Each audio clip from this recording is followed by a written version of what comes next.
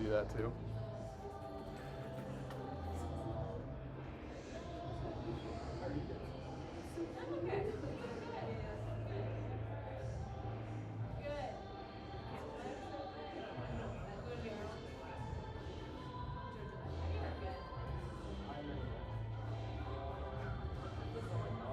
Andre, is you taking notes? I feel pressure. Just mention that we're live from 11 Athletics in Columbus, and we just thank you for the beginning. Okay. How's the audio of me being that far away? Oh, then bring it closer. If you think the That audio- was my only concern. Okay, I got you. I was just trying to think like how best they could see the whiteboard, so maybe you just have to play around with the screen a little bit. Okay. We're open, right? Yeah. Chat's live. Okay, well we're rolling everywhere else, so. Okay, so we are live from 11 Athletics, and we have a live audience here, and we have obnoxious people on YouTube here. So the first thing that I'm going to do is go over an entire presentation around how we design a full program for sports performance. And then if we have questions related to specific sports, we can bring that up after we do this little presentation. And I think the most important thing, I'm going to tilt this slightly. I think the most important thing for me is starting with why I like to do what I do, and like what motivates me, and then sort of help relate that to you guys as coaches, as self-taught athletes. And I think there's two main factors here, and the first thing is that I really like to do cool things. Okay, I like to have cool experiences. I like to go cool places. I like to have cool journeys. I like to go to these foreign countries and just do really, really cool shit. And it reminds me, in saying that, it reminds me of a quote from, does anybody know who Edward White is, or Chuck Yeager? You guys know who Chuck Yeager is? He's basically, so he's like the first guy that broke the sound barrier as a pilot. And growing up, he was like, in my mind, the ultimate badass. I wanted to grow up and be Chuck Yeager, okay? Part of my problem is that I don't like flying in airplanes, so I never became Chuck Yeager because of that. But Chuck Yeager trained to be a pilot, or trained to be an astronaut, and didn't make the cut to be in the Apollo crew. And one of his friends is named Edward White. And Edward White died in Apollo 1, and he shared a quote before actually he passed away where he's like, people when they die, they don't actually die. There's something that's illuminated from them, and I know this is getting a little metaphysical, but I'm going to relate it back to sports, that lives on in other people. And I think that that's one of the main reasons why I like to coach, is because I like to have that experience. I like to have that shared energy with other people, so it makes me feel valuable, and also I appreciate and see what other people are doing. And that sort of rides with the second big factor. So the second big factor is like, I just want people to like me. That's literally as simple as it comes down to, is that if I do a good job coaching, and if I can plan things very well, and I really, really like sports performance and strength training and stuff like that, if I do a good job, people will like me more. And that's really all I care about, is that people don't dislike me, hopefully. So those are the two main reasons sort of behind everything that's motivated me with Garage Strength, and with coming up with the underlying background of Garage Strength program design. And so ever since 2008, the end of 2008 is when I started Garage Strength, and ever since 2008, I've had the exact same problem over and over and over again. Okay, we've had the same issue of athletes come in the door, and it's thinking through, okay, how can I get the absolute most out of this athlete? What exercises should I choose for this specific athlete? What reps and sets should I choose for this specific athlete? How should I communicate to this specific athlete? How do I handle a swimmer versus a football player versus a bro versus someone who's really quiet? It's these same problems over and over and over again that just are never ending, even to this day. And I think that that's one thing that a lot of people will say to me. They'll ask me this question, I only have an 800 square foot gym. Can I survive? Yes, you can survive, but you've got to figure out those key problems. Okay, and so I wanted to lay out in the simplest form, and people might be able to see this online, but for you guys, and I know you're a little bit further away, is I sort of see as a coach having this knowledge base. Like, everybody needs, as a coach, to have a distinct knowledge base that they can sort of build off of. And this is right here with my sloppy handwriting. So if you can't read it, or if you want me to clarify some things, just chime in. And this knowledge base would start with, if somebody walks in the door, again, let's look at a swimmer, and going back to my motivation, we got a swimmer, or we've got a wrestler, or we've got a football player, we've got a weightlifter. How can we implement a training system with all these different athletes that can be effective with all these different athletes? And essentially create this conveyor belt of success, of successful athletes. And the first thing that I think we have to do would be identify that sport type. Okay, so what type of sport are you dealing with if you are writing a strength training program?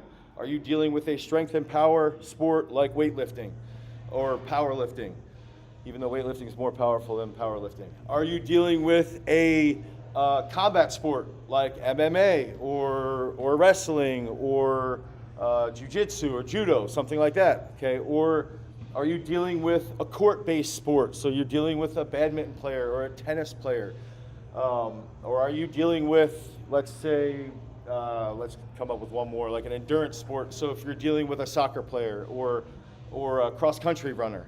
Okay, so the first main factor is taking this concept and understanding that we can bucket and put sports into very distinct columns.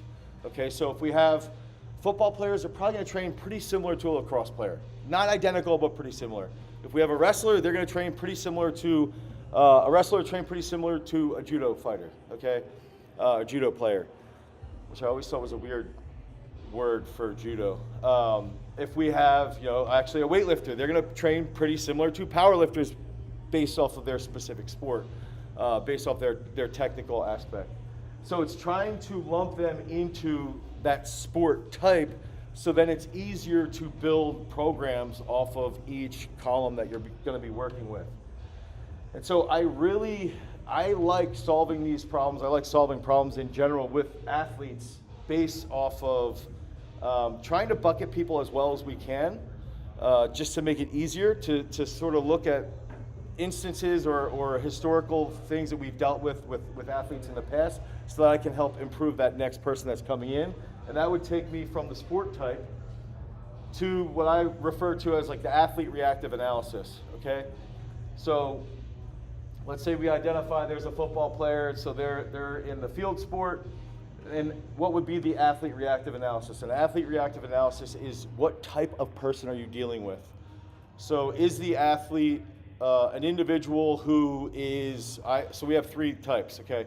We call them Zen, which would be type 1. The second one would be social. The third one would be the exuberant type athlete. Okay, so if I have a Zen type athlete, that's the athlete who just comes in the door.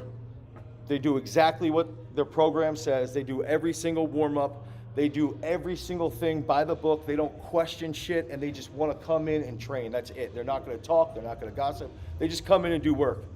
Okay? So that would be type 1. Type 2 would be the social athlete. The social athlete might come in the door right here and walk up to me and start telling me about how, the traffic was bad coming to the gym today. I dried my clothes, but they didn't dry as well as they wanted to. And the social athlete is going to tell you every single problem that has happened to them in their entire day.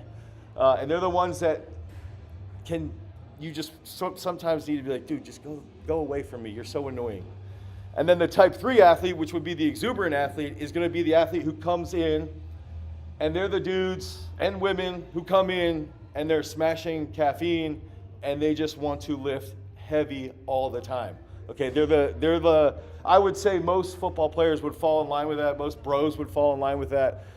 I would say if you're around shot putters in general tend to be these types of athletes. They're over the top, they're loud, they're obnoxious, they want to throw things and just literally throw balls, but also throw like plates across the room and scream and just do crazy stuff all the time. They bring high energy. So I like to lump those athletes and bucket them accordingly to try to identify, one, what type of person are they? How do they respond to cues? Because the exuberant athlete might respond really well to a hype cue, and the Zen athlete might not need a hype cue at all, and the social athlete could get offended depending on the day, or they could feed off of it. So it's understanding what type of people we're dealing with, so that can impact how they're adapting, how they're going through their training day. And then that's going to take us into strength characteristics. Okay, so strength characteristics and energy systems.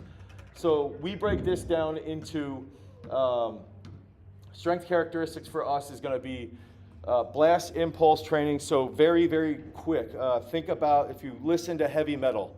Heavy metal is like really, really quick. That's like a blast impulse. Think about a sprinter running full speed down a track. You can hear them and feel them running full speed. The impulse when they hit the ground is the amount of force that they can develop in a very short period of time.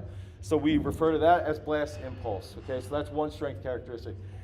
The next strength characteristic is going to be sustained impulse. So that might be, think about an offensive lineman and defensive lineman hitting each other. That could be anywhere from like 1 to 4 seconds. And if we're thinking about that as in the umbrella of energy systems, that's going to be like the alactic energy system that they'd be using. Another type of strength characteristic could be what we've referred to as power 15 plus. So if anyone, does anybody train wrestlers in here? Train wrestlers, yes. Wrestlers, train wrestlers?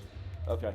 If you trained wrestlers, okay, power 15 plus would be, you've got to put out a very large amount of power output for 20 to 30 to 40 seconds. So in wrestling, there can be scrambles where there's fighting over a position, and they might be jockeying back and forth over these different positions, and that could last 30 to 40 seconds. So this needs to be something that we have to train for, we have to plan for and identify. And that would be more of like the anaerobic system, okay? And then there's gonna be just classic endurance, which would be aerobic endurance, aerobic capacity. So what I'm trying to get at here is if we can bucket the sport type, and we look at the type of athlete that we're dealing with, and then we can start to lump the strength characteristics here with the type of sport, that's going to help us build out that program a little bit more effectively. And the next aspect then would be, okay, this is more so like energy systems, okay? So we're talking about strength characteristics as energy systems. Coordination style is going to be more specific to the way you're moving in a sport. So in a sport like, let's say there's open skilled and there's closed skilled. Does anybody know what open skilled or closed skilled is? Yes. Open skills where you have to react to external stimulus. Yeah. Closed skills would say you hit a golf ball. Yes, perfect. So like open skilled would be soccer, baseball, football, lacrosse. There's just constant crazy variables at all the time. Closed skilled would be a shot putter. A shot putter is doing the exact same thing every single time they throw. A weightlifter, they're doing the exact same thing every time they throw, or every time they lift. They do sort of throw things, but lifting. Another closed skilled would be swimming, actually. Swimming would be closed skilled. You could make some arguments based off of the water, but predominantly it would be closed skilled. Another open skilled could be, again, like something like judo, mixed martial arts, something like that. Okay, so it's understanding how people coordinate. And one of the things that we try to do when we're laying out a program and designing the program is we refer to this as, there's chaos coordination. So chaos coordination would be, you're playing basketball, things are crazy all the time, okay? And then part of that is something that we refer to as transient speed. So the type of speed that you see that you can't really identify in the line of like, that person's fast. Like you watch somebody Usain Bolt sprint, he's fast, okay? You watch Sharika Jackson sprint, she's fast. But there's things in sports where you watch Jordan Burroughs hit a blast double as a wrestler, and you know he's fast, but you don't really say he's fast. But I refer to that as transient speed. It's speed that's a little bit different from actual locomotion, like standard locomotion. And then there's, you know, repetitive coordination, which would be that close skill, which would be more like a discus thrower, doing a snatch, doing a clean and jerk. It's the same thing over and over again. And I didn't touch on this, but when we talk about that athlete reactive analysis, every one of those athletes, 1, 2, 3, okay, Zen, social, exuberance, they can all be world class. All of them can be world class. And it's the same factor when we're talking about strength characteristics and coordination styles. They're all important. It's just figuring out what sport has which type and then how we're going to train for that. And so that takes us into, now we're getting into, okay, we start to figure out, we do this inventory of the sport type, the athlete type, we go through the strength characteristics. Now let's try to build out periodization phases. And our program design, we use what we call it parabolic periodization. Okay, so essentially we have 5 phases, and the phases are called the exposure phase, comprehension phase, the ascension phase, the summit phase, and the realization phase. So the exposure phase is, and I like to tell stories a lot. I was a religious studies major. So when I laid out how I wanted to walk an athlete through this, does anybody know who Joseph Campbell is? He studied, okay, so Joseph Campbell had a big influence on the actual naming of this, along with my co-author, Earl. We wanted to create like a full-blown journey, okay? So let's use weightlifting, for example. Let's say you guys have you have 20 weeks before you get to a comp, okay, or 16 weeks. I like to look at the first 4 weeks. Let's say it's 16 weeks. Yeah, let's say it's 16 weeks. The first 4 weeks, you're being exposed to that problem, okay? You gotta do high volume. So exposure phase, you're in a high volume period, okay? You've gotta work with, maybe you're doing clean sets of 4. Maybe you're doing snatches, sets of 3 to 5 snatches, something crazy like that, high volume, okay? That's gonna take us after 4 weeks into the comprehension phase. The comprehension phase, okay, is gonna be that time frame when shit gets really hard and you're starting to acknowledge as an athlete that you have to really grind. If you want to train for another 12 weeks, this isn't going to be easy, to achieve those goals in 16 weeks. At the end, it's going to be hard. The comprehension phase is going to remain higher volume, okay? So we have a high volume phase in the exposure phase, a high volume in the comprehension phase, and then we want to see it flip. Okay, so when we flip, now we're at, the end of the comprehension phase, we'd be at the end of 8 weeks. The ascension phase, we'd be starting week 9 through week 12. Okay, so the ascension phase, we're starting to flip where we want to see the volume start to drop off. So instead of doing sets of 3 or sets of 4 or sets of 5 on cleans, now we're going to start to do sets of 1, sets of 2, sets of 3. On snatches, we might see it drop from sets of 4 down to, again, doubles or singles. And then as we get into that last 4 weeks, the summit phase is where it will get very, very heavy, okay, where you might do 10 singles. You might do, now shot putters will want to do 10 singles all year round, but that's the whole purpose of the phases, is that to try and govern, these types of athletes, especially type 3.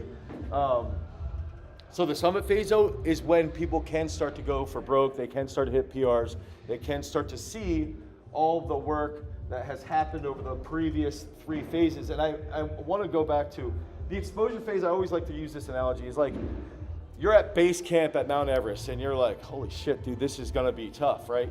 And then you start to actually climb and you start to comprehend, like, you're out of that honeymoon period and you're like, wow, this is going to be challenging. I've got to deal with some serious stress.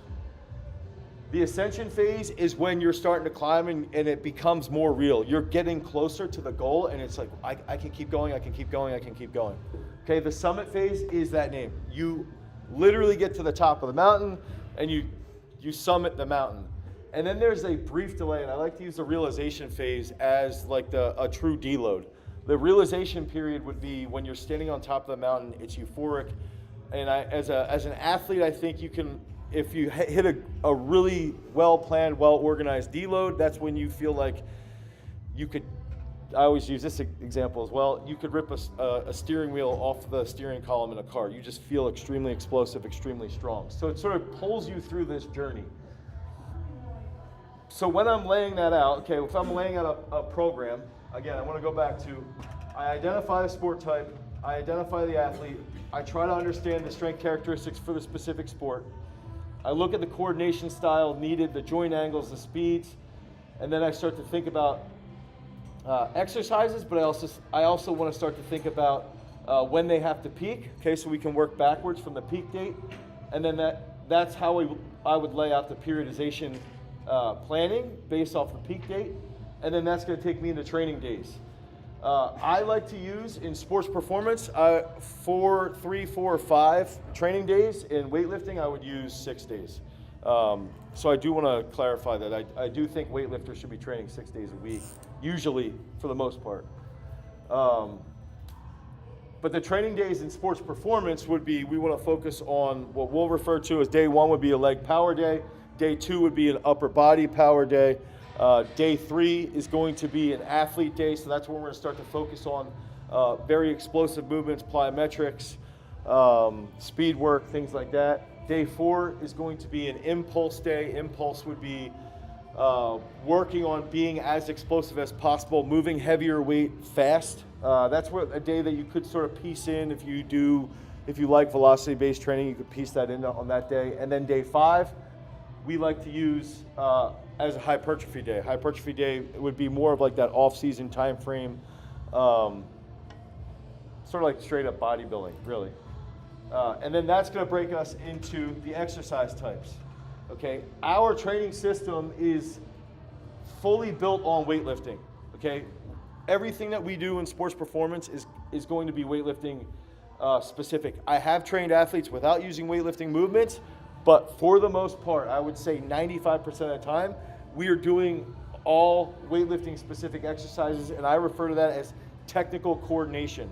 So it's learning weightlifting movements and weightlifting variations to become more coordinated, and it takes skill and it takes logic. That's the biggest payback of weightlifting in training a group of football players that are all meatheads, and their coaches tell them to get mad so that they lift more weights. My goal is to tell football players, don't get mad, think logically, and execute things properly, just like you would on the football field when you're in a stressful situation. That's the biggest payback of using technical coordination movements outside of the explosiveness that you gain.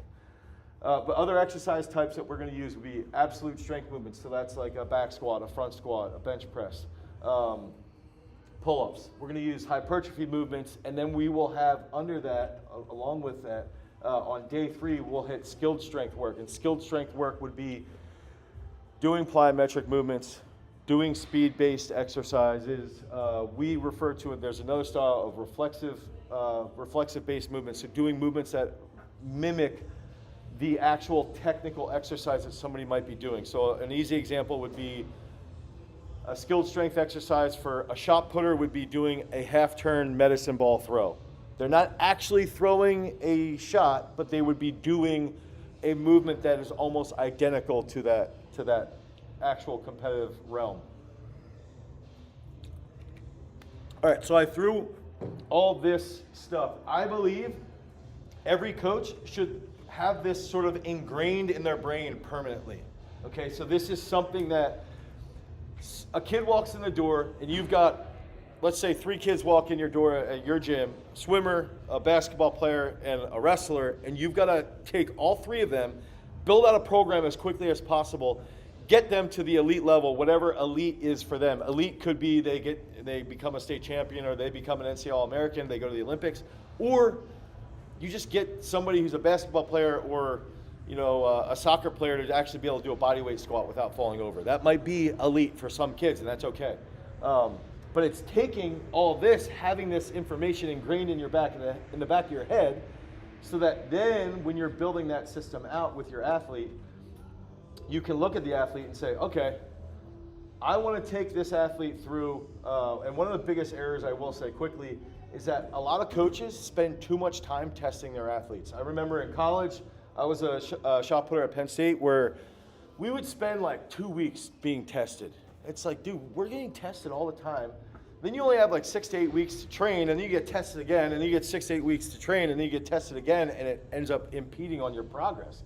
What I think should happen is that we should have athletes come in the door, and if we are in a private setting, we're in a private setting here, is that we'll have someone come in and we try to figure out their athlete type based off of the first day. And the first day we're going to put them through tests, which they might do an overhead squat.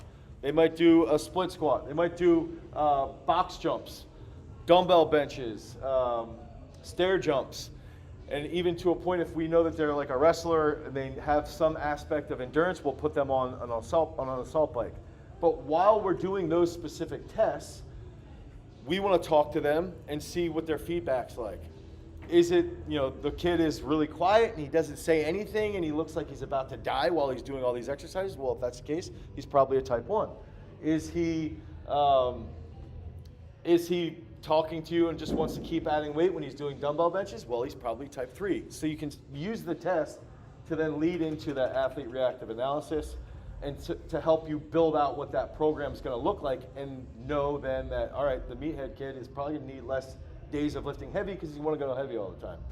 So the testing day would be the first day someone comes in the door, but then that's going to lead to helping you know what type of athlete you're dealing with. Okay, and then that's going to lead into, all right, these are the 2 sports that this kid plays in high school, or the 3 sports that this kid plays in high school. Can we get her to be really good at 1 or 2 of them and sort of focus on 1 or 2, let's say field hockey over soccer or something like that, and then that helps us decide, all right, what are the sport characteristics of the 2 best sports if we have a high school kid that we're going to be training towards. And then ideally, to feed that, would be knowing that date of when someone's going to be starting to perform. So, or starting to perform for a season, or leading to a peak, like they want to win a state championship, or again, if we're talking about collegiates or post-collegiates, going to the NCAA tournament or going to the NCAA championship, or competing at a professional championship level. So this really has to be like the secondary aspect behind here to help build out that program. So the next thing I want to do, I see there's quite a bit of questions in here, especially from Obi-Wan Quixote. Was I wanted to build out an example day for a combine prep for like a kid that would be in high school that would be leading into, let's say, performing at like a high school combine or something along those lines. I did want to see if you guys have anything specific, like, would you rather I do another sport? I used this example for you earlier. I had said how I'm the strength coach for South Dakota State's wrestling team, so right now they have Big 12s this weekend. So I was also thinking about laying out a day of what we would do for that, and then I could take questions while we're doing that, so it's a little bit more interactive. Does anybody have any specific thoughts on that? Anyone care? No one cares. Let's go. Let's lay out a football combine.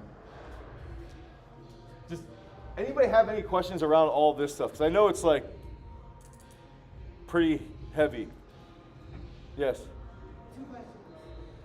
Multi-sport athlete. Yeah. How are you buckling that? Okay, so if I have a multi-sport athlete, I think especially in high school, I would say, I would want to know from the kid. First of all, I tell their dad or mom to get out of the room and do not listen to anything the parents say. That would be my first thing to do. The second thing, I would want to know directly from the kid, what do you want to do? What do you like doing? And what are you best at? Like, I think sometimes early on, some kids will say one sport, but they like that sport because like they have more friends in that. And if you can con them into the other sports that they're actually better at, they'll end up liking that more long term.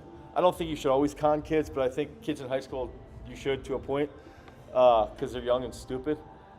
They're not as dumb as college kids, though. You guys you're at the dumbest point.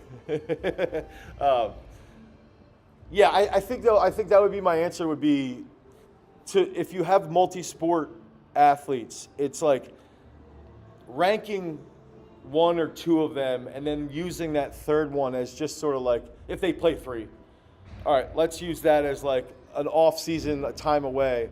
For a shot putter, I always like if it's pretty frequent that we would have a football player and a shot putter. And in that case, it's sort of like using the shot to benefit football if they're Power 5 type kid. Now, if so, that would be all. We're going to train them all mainly for strength and power, or mainly all for a field sport. So there'll be a little bit more speed work there, knowing that them running sprints might not carry over the best to shot put, but it's still not going to hurt them. So I think that's how I would answer that, is like to try and figure out and mine deeper, and that would actually give me more time to communicate with the kid too. Like, hey, tell me what you want to do. Do you want to play basketball, or do you really like volleyball? Like, which one do you like more? I don't know. You had another one? Another question about periodization. How are you doing deloads within those phases? Okay, so that's good. My athletes, Anna will tell you I don't really like deloads, and I have reasons for it. Okay, mainly I don't like deloads because there's so many things in life that happen that they're like built-in deloads. Like somebody gets sick. I wish parents never took vacation because it always screws up kids' training. But like there's always little things that come in where there's like 3 or 4 days that can be used as a deload. I do think though, as they get older, especially as they get older, I think when you start to get into college, because you're maturing so much, you're so much stronger than you were 4 or 5 years ago. I think that's when I like to put a deload at the end of the comprehension phase. So like week 8, week 9, and then I would put another deload at the start of the summit phase. So that would be like week, what would that be? That would be like week 15 to 16. So I would put two weeks in there at least. But like most people will do it every program, and I don't like doing that. I'm not a huge fan of doing that every program. I would say 2 in a full 16 to 20 week time frame. And also our deloads that we use are only going to be a deload and volume. So we'll decrease by about 30 to 35% of total volume, but we will not decrease intensity of the lift. So like let's say you guys have, for easy math for everybody here, 10 singles snatch, 10 singles clean and jerk on a deload week. That would look like 6 to 7 reps instead of 10, but the intensity would still be high. And you will still feel like, so let's say for a back squat, if we have like 3 sets of 5, let's say we just do 2 sets of 5. I actually think people they feel really good then after just doing about 60 to 70% of volume, of total volume. I think a sport like weightlifting, it's more beneficial than sports performance, especially high school kids. High school kids don't need deloads nearly as much, and they also are flaky. Like part of the athlete reactive analysis is keeping kids in the gym. It's just getting them to come in. So it's like, if we get them to come in and I can just slowly ingrain them with like, yo, you gotta show up 4 days a week and you gotta do this for the next 5 to 6 years, no questions asked. That takes about 2 years to get a full buy-in. So they might be in 10th grade and by then they're fully bought in and they don't even want deloads because then they just, they see the days off once they have, if they have football or if they have, the fall season, there's always 2 to 3 weeks where you're not really training at all. That's good questions. Anybody else have any questions before we do that? Because I want to, What part of this process changes when you're dealing with high school kids versus college kids versus older athletes? That's good. So what part of this process changes from high school to college to professional? I think there's always a little bit of gray areas between junior, senior, freshman, and I also think it's dependent upon the kid too. Some kids don't mature till the end of their senior year. We just had a football player that we were talking about that he early enrolled at Penn State. This kid was the biggest clown on the planet. Like, dude, such a clown. And like, I'd train him like an 8th grader up until 3 months before his senior year. It was like all of a sudden, it was like, yo, Joey's like becoming an adult. Like he's still an idiot, but he's not a total idiot. So that happened a lot later. So I think it really depends. I think though, if you have an elite athlete if you have an elite level athlete, it really by their senior year in high school, I start training them like they're in college. And sometimes that happens sooner. Some of the girls I've had in high school, some of my female shot putters, they mature those chicks are matured very early, like juniors in high school that were training like post-collegiates to a point. So like that's where it just depends, and then from that collegiate level to post-collegiate, it depends on, at that point everybody's sort of bought in already. That's where I would say it depends on where they are in their sport. So if we have a post-collegiate that comes in that is already world-class, they're already in a very, very fine-tuned, challenging program. If they have to get to world-class, like they're sort of sub-elite, we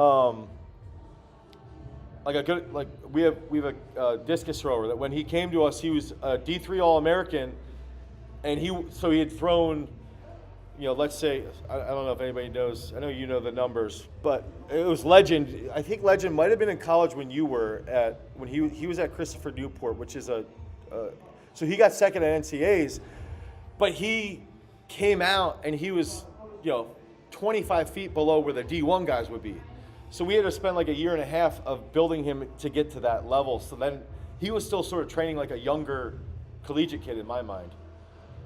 I know that doesn't really answer, but it's like case by case, I guess, would be my answer with that. And it can be expedited based off of, like in Legend's case, he's type 1. So he can be very introspective and he just does the work. Whereas someone like the social athlete type 2, they might get in their own way sometimes, where it's like you've got to help them mature with their process and mature with how they handle stress. And you have to know that as a coach, they're going to be a lot more work. Like one Zen athlete or one social athlete is literally like dealing with a dozen Zen athletes, like just one of those people. That's how hard they are to deal with. So they can pull a lot out of you energy-wise. That's why the Zen athletes are the best. Because you can just be like, yo, just go do this and sit in the corner and just do your work. But the only thing is like the social athletes, when they do well, it's like, wow, that actually paid off. Like all that energy paid off. Okay, so I wanted to do this quick with the combine prep. Okay, so I maybe I shouldn't have erased all that stuff, but if I look at this, okay, we'll do one day. We'll do leg power day, okay? So if I have a football player, okay? Football player has combine prep. Let's say they have to get tested in a 40 vertical jump, a bench press. We won't use a bench because we won't do that on leg power day. L drill, shuttle. That's what they're getting tested on. So I like to think back to, all right, leg power day. We'll say this is in May. Most combines are going to be late May, early June. So this would be the summit phase. So the phase is summit, okay? So right away, that'll tell me reps and sets. So if I know the phase will tell me the reps and sets. I also know the phase is close to their peak, so the exercises have to be more specific. So in this case, okay, I'm gonna go 1A. I always put technical coordination movements first because they're the hardest to do and they're the best. You wanna get the most out of them. They're the most skilled work in the workout, but it's also going to be, the more sets you spend there, you'll get more out of that from the athlete's adaptation. So I want to give an example of, let's say they're getting tested on a broad jump or a vertical jump. They're going to get into a position here, okay? This position would mimic like a high hang clean or a 2-box clean. So they're going to load here and then go. I would use in May, summit phase, the exercises when we think about peaking, they have to be specific and they have to be more challenging.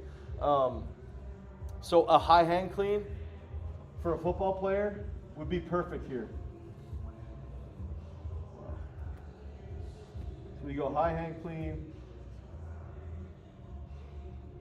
And what this would do, okay, so we have a high hang clean. We want to load their posterior chain and teach the athlete how to do a counter movement and then explode up, just like they would be testing a vertical jump, just like they would be testing a broad jump. And this would also help their start in a 40 if they're slow, okay? High hang cleans are good. Make them do full cleans, but high hang cleans are really good, especially for linemen as well.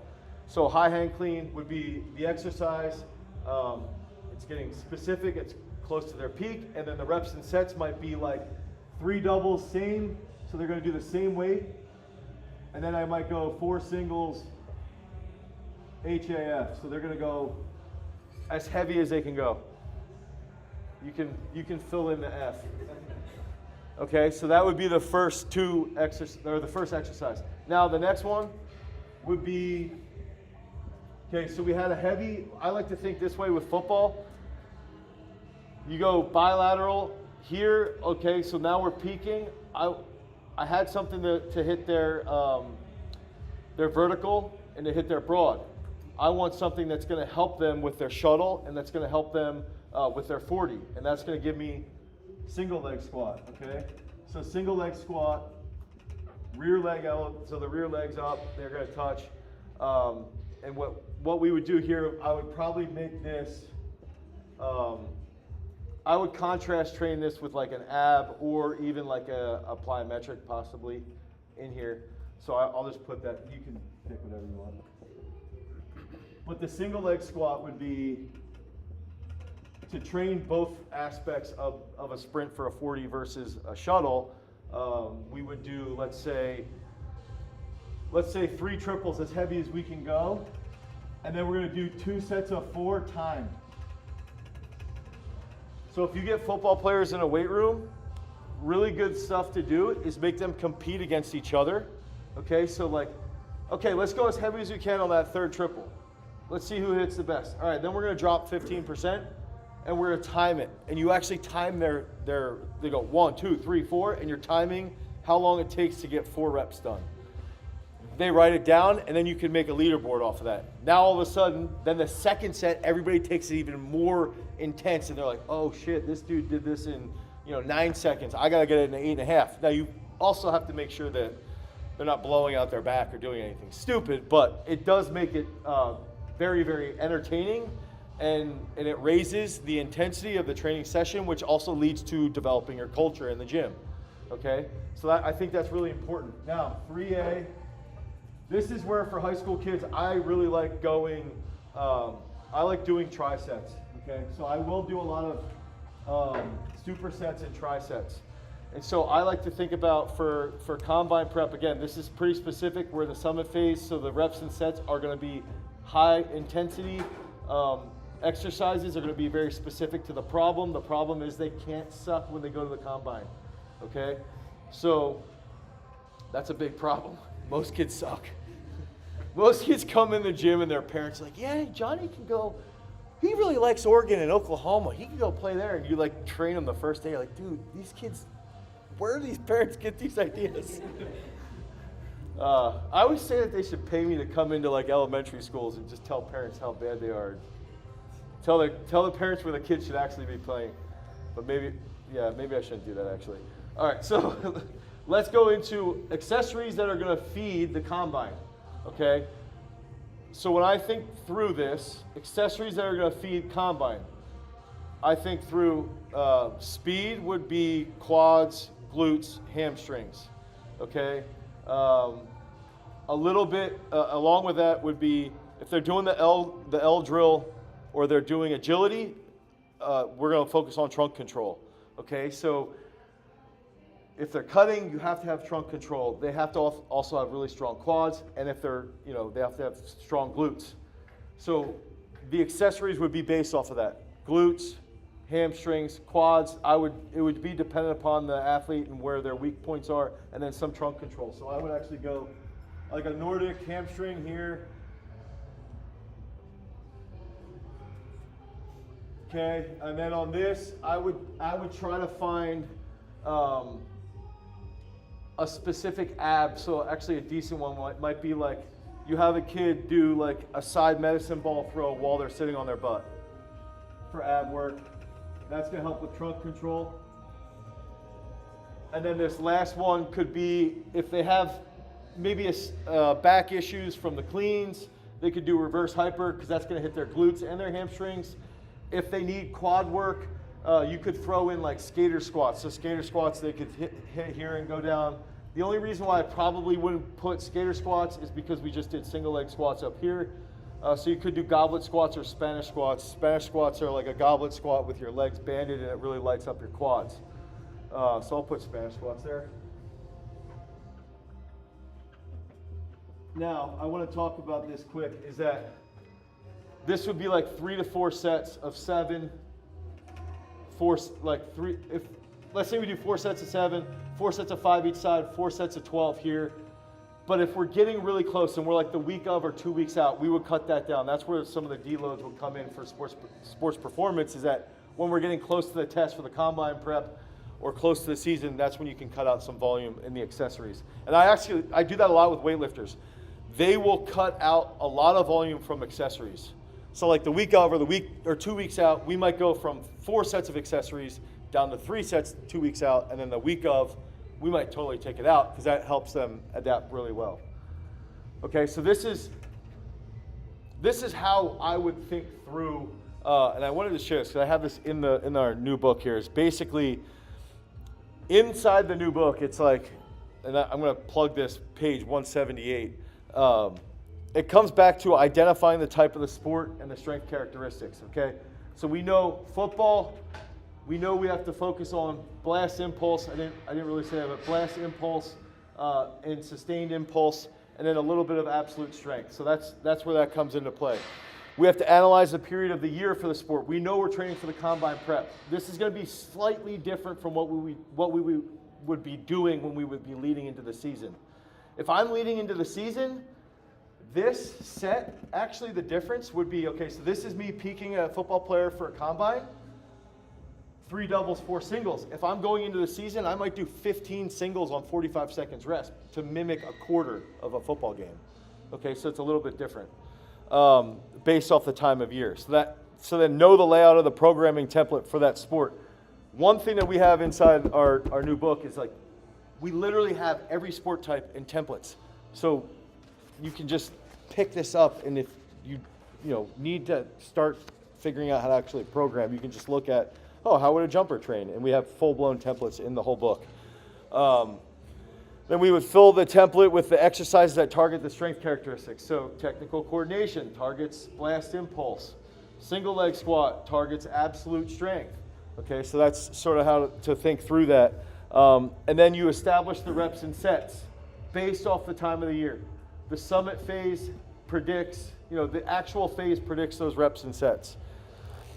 And then basically, that's how you would lay out. I know that's just one day of the summit phase for combine prep, but that's how I sort of try to think through solving all those problems. So I think it comes back to, for every coach, is like, where do I start with reps? Where do I start with sets? How do I understand what exercises to choose? But it really starts with, what is the sport that we're training? What's the athlete that we're working with? And then what are the characteristics specific to that sport that we're training towards? So you guys have any questions? I went a little long there. Yep. For the single leg squat, I know it's a power day, but I remember videos of senior athletes, they hit it really fast. Yeah. It's still under control. Why is that? So we do have sometimes that we'll go like slow eccentric and pause, but I would say there's sort of like two reasons there. One, I like at the bottom of that position. One, they have to have more control with their trunk. Okay, if you hit it out of position, you die basically. Like if you're out of position. And Lucas, I don't know if you've ever seen. We had like a viral video. One of our gliders basically died in doing a single leg squat because he was out of control. So now we make him squat in a different rack. But I think that helps them be more focused on their trunk. I also like the rhythm of that. And I also I think it creates a little bit more of stretch shortening in their adductors. So I think that leads to a little bit more benefit. and it lengthens their glutes really quickly. So like there's stretch-mediated hypertrophy. Which would lead to like your body is more aware when it gets to the bottom, and it's a little bit more aggressive. And I actually don't like them fully locking out at the top either, because they're just under tension then a little bit more. I think the one thing we forget is like mechanical tension is really the thing that helps everybody grow and adapt. And so if you can trick your body into thinking it's under a greater mechanical load, then it's going to get stronger. It has to get stronger. So it's like thinking through those different factors. That's a good question, though. Yeah. You want to open up the chat? Yeah, we can talk to YouTube. First one. After your youth folk style wrestling season, would you go right into youth freestyle? Sorry. After your youth folk style wrestling season. Is this Steve Wonderland? No, this is another guy from Colorado. Would you go right into the youth freestyle season, or is there an ideal age to do this for a kid? I think kids should be wrestling freestyle right away, but all the time when they're wrestling. But I think they should have like 2 to 3 weeks off from folk style. But I think they should be wrestling. If you ask me if I could contact USA Wrestling, they should get rid of folk style wrestling and only wrestle freestyle. And then the guys that aren't good at freestyle and the women that aren't good at freestyle, I mean, women only wrestle freestyle, they could go over to Greco. But we should not have folk style. That's a whole nother discussion in the wrestling realm that maybe you understand, but nobody else probably gets. Another one. Unless you guys have a chat, we can go back and forth. We can flip-flop. Yes? Okay. This is from CJ Strength. How does exposure, comprehension, ascension, the whole parabolic periodization relate to off, pre, and in-season programming for collegiate athletics? For collegiates. Okay, so, I mean, that would be the best way for me to describe that would be this page shows you page 33 of our new book lays out, like what I did is I went through and I said, okay, fall, winter, spring, summer seasons, and then when they would have to peak would be based off of what phase that they have here. So this chart really answers that. But it really comes back to understanding, like I always, I talked to Chuck Losey, he's a strength coach for Penn State's football team, and dude, they just had their winter max out was this past week, then they have spring break, and then they come back, and then they have to start prepping for their spring practices, and then they get another week off, and then they have summer, and then they're back to football season. So they don't have a lot of time to like build up. So in that case, for like college football, the high volume phases might only be 2 to 3 weeks at a time. I think that's because everything gets more condensed. I think the benefit of a sport like track, you can sort of train all fall and all summer for that winter season in the second semester. So it really depends on when you're competing in the NCAA. You know, sport like swimming, you're competing from November until freaking March. Same with basketball. So you don't really have a lot of time to do work. That work is going to be basically done in May through October. That's not a lot of time. So a lot of this stuff gets condensed for the NCAA because it's not like the best system for development of sports. I mean, I'm saying that, but it's still sort of cool. Another one we got is TJ McNally. I'm a fencing coach. Character of my sport is combat. It needs speed and power, but don't necessarily have the same strength and muscular endurance. No, I would say fencing would be court and handheld. It would not be a combat sport. It would be totally based off of, dude, I would look at it very similar to badminton, squash, tennis, a lot of leg work. Fencers have the most swole calves on the planet. A lot of quad and leg work, and then a little bit of upper body stuff, but not really, because you actually want to be a little bit less hypertrophic in the top. That would be my answer for a fencer. So this one's more of a comment, but I think it's something you can touch on based off of recent videos. This is Daniel Mitchell from Kentucky. Him and his athletes, he tried the 1-6 method this week and on the bench press, and it just blew his mind how they both felt during the rep scheme. So like, maybe if you want to touch on like where you kind of get your rep schemes from. Where I got from? I got that from Charles Poliquin, but I would say a lot of those, and this is something that we're really trying to do a better job with, is people will say like, your rep schemes are ridiculous. But this actually goes back to your question about the single leg squat. There's ways to trick your body to do things that if you just went in and did like 3 sets of 5, let's say you hit 100 pounds on the third set of 5.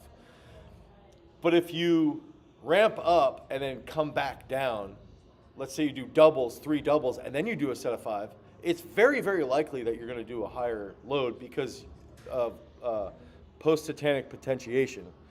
So that's like the trick that's being done. And it's our body. Look, the most absurd thing is like, strength coaches forget our body has mechanisms like the stumble reflex, like post-tetanic potentiation, like, a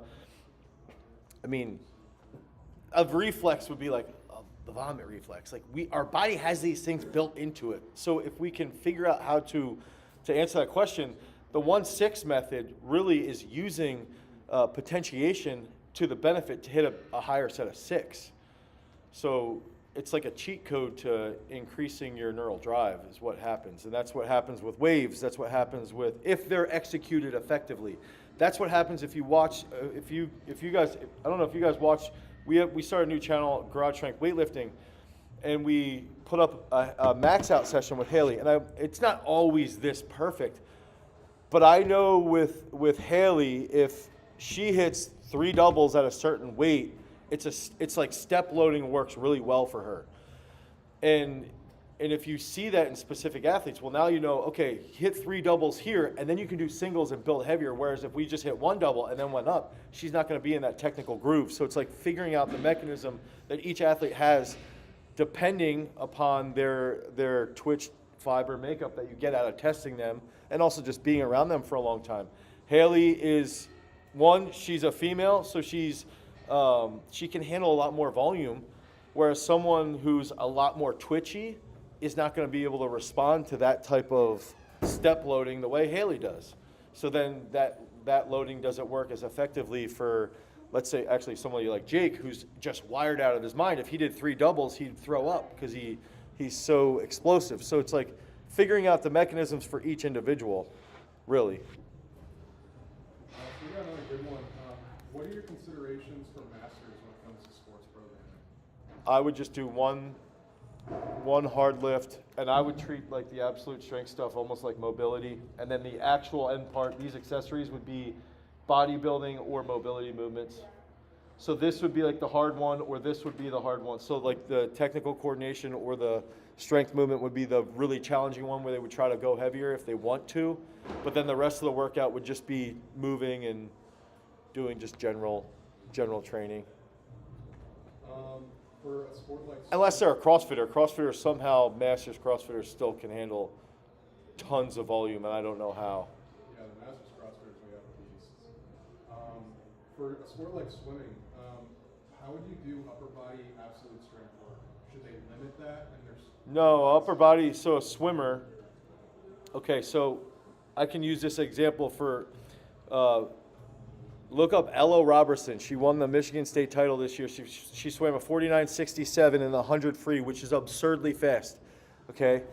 When we peaked her, the whole upper body, and this goes back to the strength characteristics and also understanding how people recruit. Not recruit like a college, but for a swimmer, they're going to use more of, think about it this way. These accessories I laid out were based off of, if somebody's running a 40, they're using their hamstrings, their glutes, their quads. Okay, so a swimmer, when their action, okay, for when they're pulling is going to be lats, rhomboids, mainly lats and rhomboids, essentially. Like a couple other small muscles in there, and then their trunks, so they have good posture in the water. So with Ella, the main focus was can she get to do 15 pull-ups? Can she do a body weight pull-up with a 50-pound kettlebell? Can she have crazy power output, but also be able to hold that, also be able to hold that over 12 to 15 pulls on a pull-up? So if that happens, then what occurs is she takes less strokes per lap. So in Ella's case, she could decrease every 2 laps. She would see a decrease of 2 to 2.5 strokes based off of her strength improvements. Then you start to factor in this case, with Ella, is getting her more explosive because she was so slow off the wall. If you fix her explosiveness off the wall, that could decrease another 2 strokes per lap. So for absolute strength for a swimmer, you would just look at it like the pull-up is the main goal. Everything is built around the pull-up, even everything for swimmers, and even muscle-ups to a point. High ring pull-ups, neutral grip pull-ups, and then the accessory work would be like dumbbell external rotations and trap work and stuff like that, but it's just changing it. So a shot putter's absolute strength work would be a bench press. The swimmer would be a pull-up. And so you haven't touched on this too much with some of our content, but what's your sport-specific thought process when it comes to training bodybuilding and physique athletes? Oh man, that's a good question. Are they on drugs? That would be my first one. We're going to assume that they're clean. Okay, so they're clean. I would just look at their genetic disposition. I think the thing that sucks with fitness and stuff is you're judging people. Like, oh, you got a small chest, bitch. Like, I don't know. But in all reality, I wouldn't do that. I would look at somebody and say, hey, this is where you're lacking physically. We would spend more time on those specific areas. I don't look at the problem for like this problem is making someone not perform poorly at a combine prep. What's the test? These are the tests: the 40, the vert, broad jump, shuttle, L drill. The test for physique or fitness is going to be, it will be different hypertrophic wise. So you would have to see whichever category they're in and then where they lack. I'll use myself as an example. I have no glutes and I've got small biceps relative to my triceps. So for myself, I would train a lot more glute specific work and more bicep work. And you should feel bad about yourself. And I would feel bad about myself that I'm a bad human being because of that. Wait, he's got a question. Okay, about like sports specification, right, or specificity. So you say that basically a swimmer uses a lot of lats and rhomboids. So obviously you want to address that, but would you also address the antagonists since they're always going to be using those? But almost always I would use dumbbells. Like deltoids, serratus. Yeah, and with swimmers, I would do a lot of pressing with dumbbells, a lot of bands around their wrists so that they're actually retracting here, because swimmers tend to do this a lot, like baseball players do too. I would use like a Swiss bar, like a football bar like this, but I would do almost all dumbbell stuff, but not a lot. Breaststroke uses a lot of pecs, actually. So there was actually a dude from Canada. He had the world record in breast, in the 100 breast. This is like the early 2000s, and he was known for like he could bench like 375, which is absurd but he was a sprinter too. That's the other thing is like if you've got a sprinter, it would be a little bit more conducive because the power output would be so productive in a very short sprint for a swimmer. But you're swimming at 200 or higher, that dude would die. I think, so you still would do it. Dips too. Dips I would do quite a bit, yep. If someone of like the general public just came up to you and they asked like, I want to train like an athlete, how much different would that be than someone who's actually training to perform for something? I think, so maybe this would be, I think what I would say is like, what are your goals? And I actually think most people should. We always use the example, we have a large population of older people who train in our gym. Okay, but what we'll do, I'll pitch it to them as, if you're training, I like to use this example. if I have, my mom's 70, almost 70, so I doubt my mom's watching this. If she was, she'd be mad that I just said she's 70. If she walks outside, okay, and she slips on ice, if I train her like an athlete and she can catch herself and she can like go like that and brace, then she's not gonna fall and break her wrist, break her elbow, or break whatever, hip, whatever it is. Something crazy can happen. Hit her head. But if she's not trained like an athlete, she would have a higher likelihood of being injured. I would be my opinion anyway. So what I would do with someone like my mom, and we have a couple people that are close to 70 that train. We'll still do weightlifting movements, but they'll just do like light power cleans. We'll do box jumps or mini hurdle hops. We'll do mini hurdle hops, and then they have to pause and land on one leg. So stuff like that. A lot of the stuff on the PVC pipe we do all the time. My mom will be in her living room with a PVC pipe and with her technique stick, like literally just doing that. I think that's where, as you age, their technique stick, like literally just doing that. I think that's where, as you age, you become more rigid.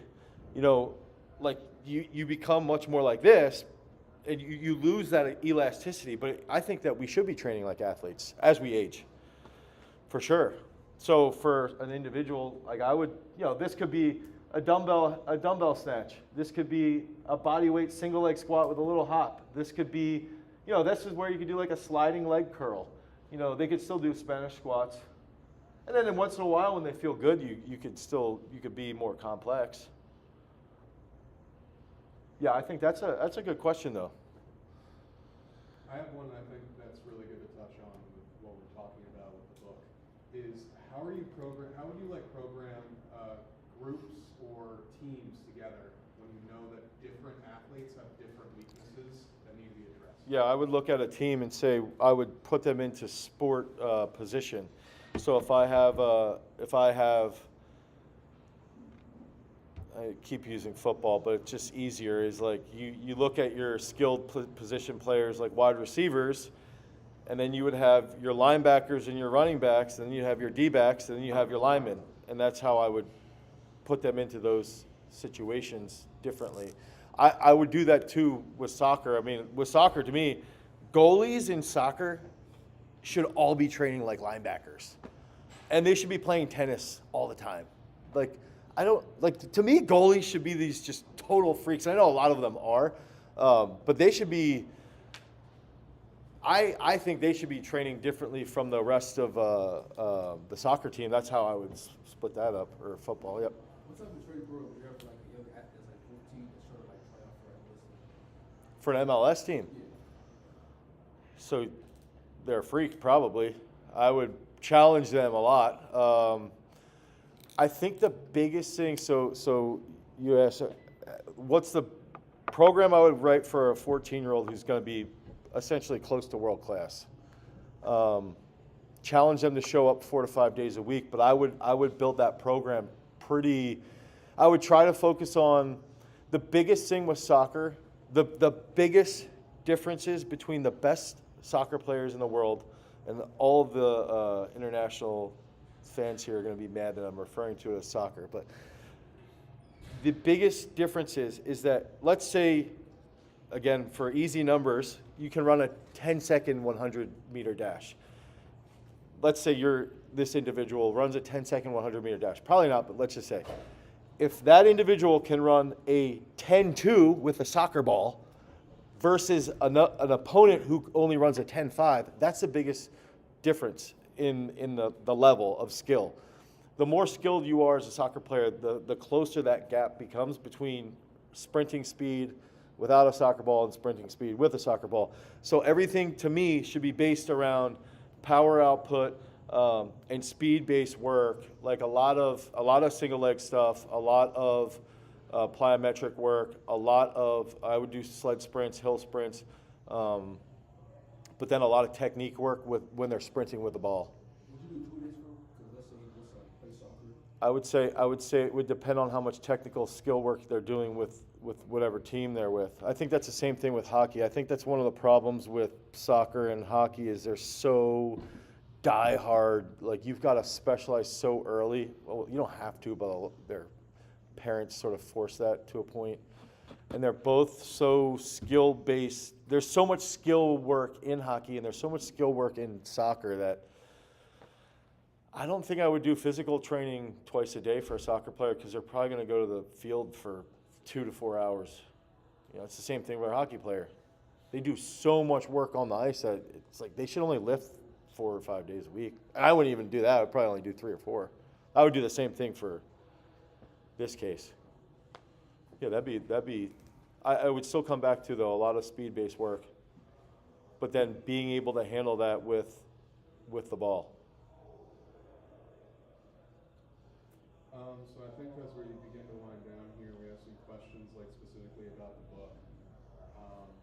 I guess could you kind of explain like what separates this book from like the other books you've written, like Sports Performance Bible? Yeah. I think the biggest thing with this book is like me trying to get my brain into a cohesive thought pattern that people can actually use effectively. There's a quote from my favorite philosopher, Confucius, and he says, there's 3 ways to learn. You can learn by mimicking, or imitating, which is the easiest but also effective. You can learn by reflecting, and you can learn through experience. I would argue that and all 3 ways are great ways to learn. I would argue that this book, you can directly sort of imitate our system based off of the templates that we have inside of here and how we lay out programming, but then the course, I mean, it has you would get 5 hours of a course with it. You would also be able to sort of reflect on that knowledge off of that as well. I'm not a good salesperson.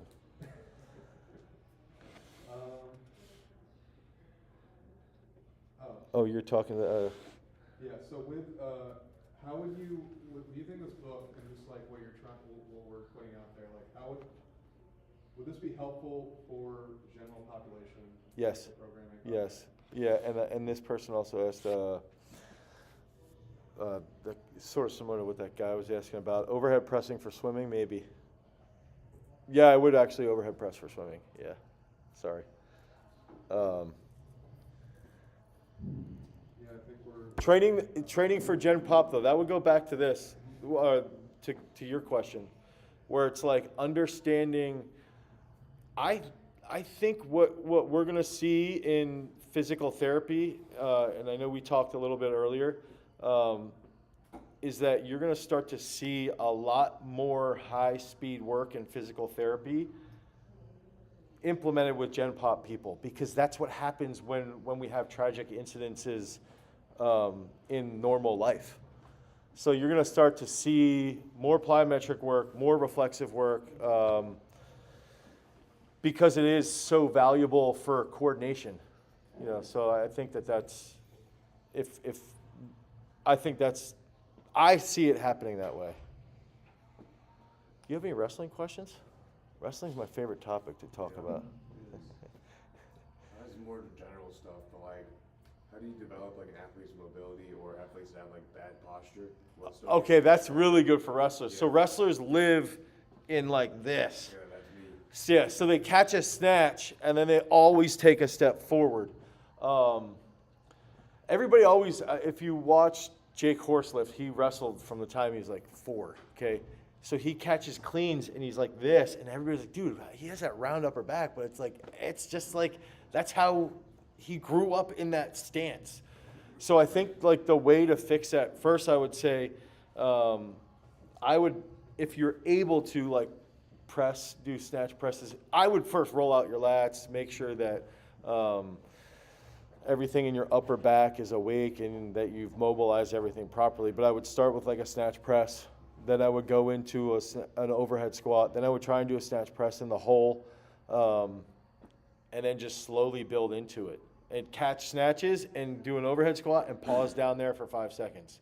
And do that and realize for wrestlers that's going to take 3 to 6 months. Yeah. But then when they hit a better position, and for you it might be different because you're a little older. For younger kids, then they start to have almost like a more orthodox stance, like a Russian stance versus an American stance where we're like this, whereas Russians have like if you watch like Sajalayev wrestle, like he's more upright, then they actually change their stance a little. Yeah, but for you, it would be really focusing on the overhead position. And the thing is, too, with wrestling, what's crazy is like you've got to have that, because if you want to get like real heavy on the head, you've got to be able to lengthen your lats more to apply more force to somebody's neck to mess them up.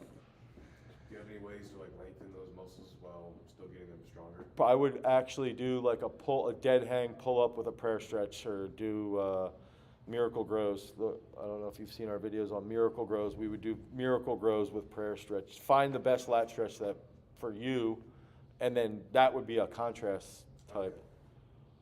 That makes more sense. Thank you. Yeah. Yeah, and when you do the miracle grows, you'll probably feel your upper back like spasm a little. The other thing too is just making sure that when you're sitting, you've got as good a posture as possible. I think that's a big factor too. Does anybody else have any more questions?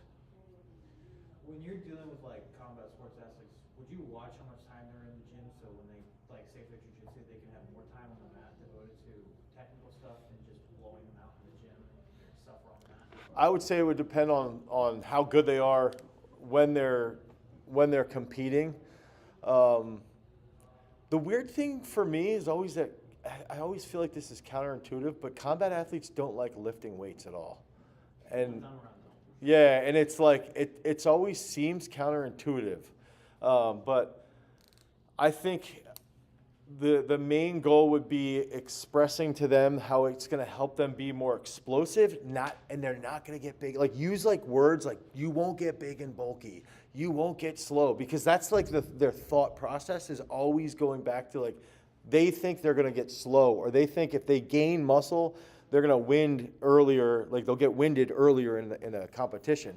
So I think that would be my first recommendation. But to actually answer your question, it would be, I do think you should monitor how much time they're in the gym, but I would also say, do they have bad endurance, or do they have bad, do they have a weak grip, or do they have weak control of their opponents? Do they always get manhandled? Well, you've got to gain a little bit of absolute strength if that's the case. Or if endurance is their problem, we've got to work on your endurance. We've got to do more steady state stuff, or whatever it is that I sort of look at endurance training through, in grappling. Like, do they win from a scramble? Do they win from a couple matches in a row, or do they win like right when they get on the mat? Because then you can sort of figure out what their problems might be endurance-wise. I like the Olympic lifting question that was just posted. Which one was that? So would you use Olympic lifting for all 5 phases of parabolic? Yes. Periodization?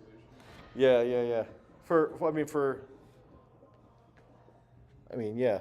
Unless somebody like tells me, I have one wrestler actually that I don't do weightlifting movements with. That's the only person I train right now, and he still does clean pulls. Why do you use Olympic lifting movements as a strength and conditioning coach? I mean, the biggest thing is the mobility. That's the thing too. Like that's going to be your quickest way to improve your mobility. The logic that you have to use to execute the movements, and it's just it helps so much with force production, absorbing force as well. It just transfers to so many other sports. I'm so over that argument of like why I have to defend that. Does anybody you guys have any weightlifting questions? Since we're here at the Arnold for weightlifting. Maybe a less like expensive question, but you said for weightlifting you usually have people doing like 6 days a week. Why is that, or like how would you break that down? Okay, so I would break it down like this. I go, well, one, I like to do a lot. So the question was high volume. Why do I do 6 days a week weightlifting? I don't think you have to do 6 days. I have had very successful weightlifters do 5 days, but I would break a 6-day week down. Day one, you would go like 85.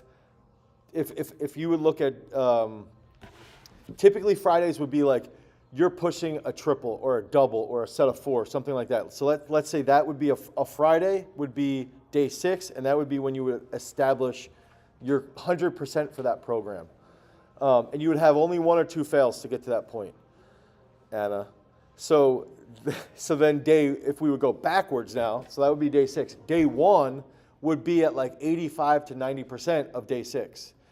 Day 2, then you would drop down. Day 2 would then be like 82% or 80%. Day 3, and usually day 3 and day 4 would then be around like 78 to 80%. Now, the only thing is I have found a lot of my athletes, day 4, will still go really heavy. We'll go back up to like 85 plus. Then day 5, you'll do an athlete day. So day 5 athlete day would be like, you come in, you do your warm up, and you might do like box jumps, hurdle hops, stair jumps, single leg jumps, something like that. Some plyometric work. So that's more like you might do like one technical movement, and then day 6 you're back to going heavy. But the reason why I like doing that is because it's such a specific technique that you have to hone in on all the time. And so then you get your technique days, and then that's the other thing is like we'll have days that are classic competitive movements, and then we have variation days. So usually like day 2 and day 3, they're going to be variation days. Day 4 will be more competitive. Day 6 and day 1 will be almost the exact same workout. Exercises, but not reps and sets. So I don't know if that helped. Okay, yeah. How do you break down squatting throughout that? So squats, that's a great question. So squatting throughout that would usually be done on day 1 and day 6, and then usually I would look at how someone responds to pulls, and it would be day 3 or day 4. If they can handle back-to-back pulls, I actually sometimes would like to go day 2 and day 3. They would do one of the pulls, and then day 4 would be their front squats. I usually will go back squat, front squat, back squat. Usually 3 days a week. Now, I do have programs that will squat every day, but that's only about 8 weeks out of the year. How do you do with the athlete that can like bench press way more than you can squat or deadlift? Wait, say it again? How do you do with the athlete that can bench press way more than you can squat or deadlift? Tell them to squat, tell them to stop benching all the time. Yeah. So those are the guys that drive me nuts because it's like, we had a kid that went to Rutgers 2 years ago, and he could bench like 405, and then he would do a 90-degree back squat with like 420. And it's like, Cameron, dude, come on, what are you doing? Like, so part of the problem, like you don't. Okay, so this is the good side. You know that they want to lift, like they like lifting. If they didn't like to lift, their bench wouldn't be that high over their back squat or their bench or their deadlift, right? So I think that's the benefit is we don't want to pull that away. Too often we'll be like, and I did just say, take away his bench days, but you don't want to do that to the point where it hinders their willingness to come into the gym. So what I did in Cameron's case was I made him back squat on upper body days. So he would actually back squat before he benched because it just got to the point. And then all of a sudden we were squatting so much he started to like it more because he got better at it. Oftentimes, it's like a football, I'm assuming it was a football player. Oftentimes, football players don't want to do things they're not good at because they're around all their teammates, and then they feel like they've got like the ego issues, as all men do, right? So it's like they don't want to do the squat or dead because, well, one, they shouldn't do deadlifts at all, but they don't want to do the squats because their teammates are stronger than them in the squat. So I would just make them squat more, would be my argument, and then try to influence them to bench a little bit less, but you still want them to come to the gym. So, yeah. You got your favorite social athletes of the week? The social ones, yes. Yeah, they're the worst. I think they just annoy me because I don't have enough energy. Dude, I've got 4 kids. Like, I have enough problems with my children. And social athletes are literally like having 4 more kids, every single one of them. It's like, come on. Like, I like this sport. I don't like this sport. I love this sport. I don't like this sport. Like, dude, what do you want? Like, then stop doing it. Like, if you don't want to come in and train, this shit's not easy. Like, so yeah, I still coach them though. Would you say you tend to have the highest highs and lowest lows? Yes, that's the way to put it. It's like they are so up and down like this. Whereas like the Zen athletes, they're just always just plugging away and just doing their work. And then like the meatheads, the exuberant ones, they're just bringing the energy all the time, and they're the ones that you want to be around on a max out day. But the problem is when they have a bad day, they're breaking chalk bins and tape measures and stuff like that. They can really pull other people down based off their reaction. And I know that from experience. Like my personal, and the other thing is like they're probably the ones, along with socials. I was never taught personally. I was never taught how to handle my rage or my anger problems, and that was what I took that out on training. And you see that a lot with that type of athlete. So that's why also I don't think we should be teaching kids to use anger to make a lift. I think it's a great emotion that everybody has, but we shouldn't be using it to accomplish something. You should be using motivation to accomplish those lifts. The social ones are tough. the exuberant, the meathead ones, though, they're fun to be around. They're the ones like when you're going into a peak to a big meet. They're the ones you're like, yeah, let's go. Yeah, I think we can start trying to wind down now. Does anybody else have any other questions? If you guys I really appreciate these questions. They're great. Yeah, if you guys still have any more questions, we'll Do you have probably any just work lifters out one. competing at the Arnold? Yes. So Anna's on the Rogue stage, and then Devin, my niece, is tomorrow night in the, and then Kyle Jr. is lifting. He's our 81. Yeah. So he lifts tomorrow at 4. And then Russell Bowman is another kid. I think he won the AO. He went 56 and 200. He's a 10. He's a 109, but he's cutting to 102. So he lifts on Sunday. Sweet. Yeah, all the. A couple of the other, like the bigger, like Haley's not here. Ryan, one of our really skinny, stronger youth kids he is Youth Worlds in a couple weeks, so he didn't. Little skinny is strong. Yeah, Ryan McDonald. yeah, Ryan. He makes his videos all the time. Yeah, it looks like he's gonna die. Yeah, He's sick. he's one of those kids that like, dude, he jerked 160, and he's like 14, 15, and he weighs like 155 pounds. He's jerking 355 pounds. We're thinking about doing a YouTube video on it. If you guys would be That would interested. go viral. Yeah, we wanted to do it like the strongest skinny kid in the world. Yeah. Yeah, he was gonna come, but he's got Youth Worlds in like 4 weeks, and I just want him to focus on that. Yeah, he's tough though. I think we should start wrapping it up. Jason wants us to wrap up, so. Yeah, thanks for coming out, guys. I'll be around. Do the sale and then talk about that. About people. Hang on, somebody just asked if Russell Bowman will actually will wear a belt, because Russell does not wear a belt. Actually, Russell was a shot putter too. Yeah. Oh, so you want me to tell? Okay, so the book is $99. No, Book and course. the course. So we've got a 5-hour course is $99. God, I suck so bad.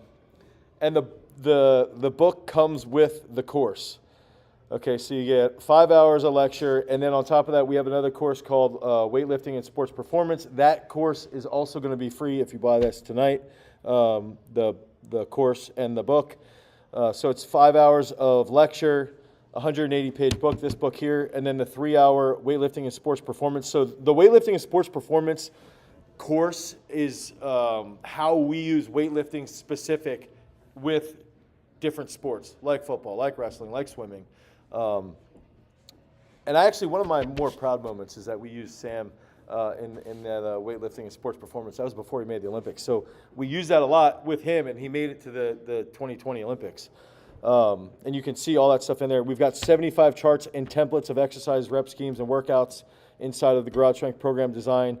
I like to say this is a cheat code of getting you 10 years ahead in your programming. So yeah, that's today's. That's the discount. So it's a 5-hour course with the book, and then the free weightlifting and sports performance course as well for $99. So you can buy it today, and if you buy it before 10 o'clock, I'll sign your book. I'll sign your guys' books if you want one. Yeah, thanks for coming though. That's cool that you came out. I kept telling Jason that we weren't going to have anybody show up. Okay, so you sign off. Oh, you want me to sign off? Yeah. Okay, I'll do a little Sign plug. off. Yeah. I'm happy. You guys can hang out. We're still rolling for another 30, 40 minutes. Oh, Steve, thank you. Yeah, so if you guys want, you can head over to garagestrength.com. You can pick up a 5-hour course with a 180-page book, along with a free weightlifting and sports performance course so that you guys can develop some freaks. Until next time, peace. Did you turn it off? Yeah. You got it? Okay. Oh, somebody said, I hear